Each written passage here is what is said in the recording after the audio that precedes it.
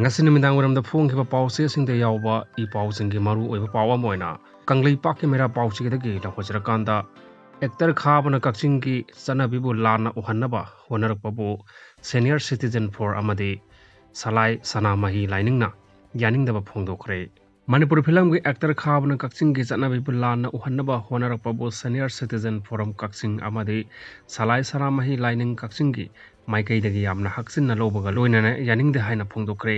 hiram asiga mari lenana ngasi Kakching wairi panjau panungda leiba senior citizen all age home da pangthokpa pawmi singa unaba amada lup ani asigi maikaidagi Manipur film actor RK khabana phongdokhiba wafam adubu yaningde haina pawmi singda phongdokhibani pawmi singa unaba aduda salai Kakchinggi thauburel mangal rajena phongdokhibada film actor RK khabana Kakching Moirang them laikai da leibi nupi mesa amalu hongbagi thoram mamang tha me kutra mathoi gi mangoinana haijing kharai pubagi thoram me kunipanda nupi mayumda laktuna kek kakpa kek innaba amadi sanagi khuji sibana singba chathakiba adu Kakching gi chanabini haiduna film actor khabana masagi Facebook page da phongdokhibadu yamna laibak thibani amadi mahakna phongdokhiba wafam adu yimpham yaudabani haiki mahakna makhatana phongdokhibada asigumba chanabi asi Kakching da leite Kakching gi chanabi da luhongba nongmoba lingaida numidang waramda loyumba haibadi bibagi mamanabaga loinana loyumbagi kairoi leikai gi yum amada ningol amadi mataroi singa awat apa tathok tasin tobagi chanabi di lei luhongjingai mamangda loyumbana loyumbida changnade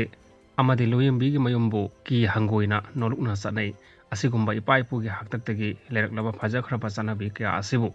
actor RK khabagumba amana hekta semdokpasu yaroi Kakching gi chanabida lana lamjingnaba thabak thoramsing makha tana chatharaklabadi madugi apaphatagi tokchak masa masana pujagadabani hainasu phongdokhi pawmisinga unaba aduda senior citizen forum Kakching gi president Moirangthem nimaina phongdokhibada aikhogi Kakching gi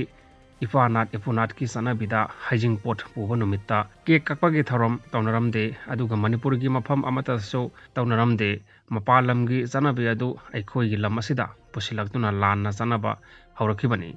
RK khabana hairiba thawang adubu Kakching gi chanabini Kakching dagi haurakpani haina uhanba si tawigano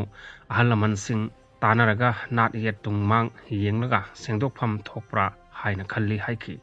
Amarom dangasi pawmi singa unaba adugi mangoinana lup ani asina achauba thaudang loduna senior citizen home gi akoiba mafam singda World Environment Day ga mari lenana wahi panba ujara singkaya amasu thakhi Advance Idul Azha gi thoram pangthokre Manipur da khunda laita aduna lairiba phurup singi manungda maitai pangal phurup gi lining laisol oiriba Idul Adha kumaina lakpada yaifa paojel pijari haina ameskona thadorok pachiro laman hairi jerol asina makha tan hairibana maidingu khage mana panma matam ing lisingam chamanga maudra taretagi lisingam maga chatru yankhaini thoida lamdam asida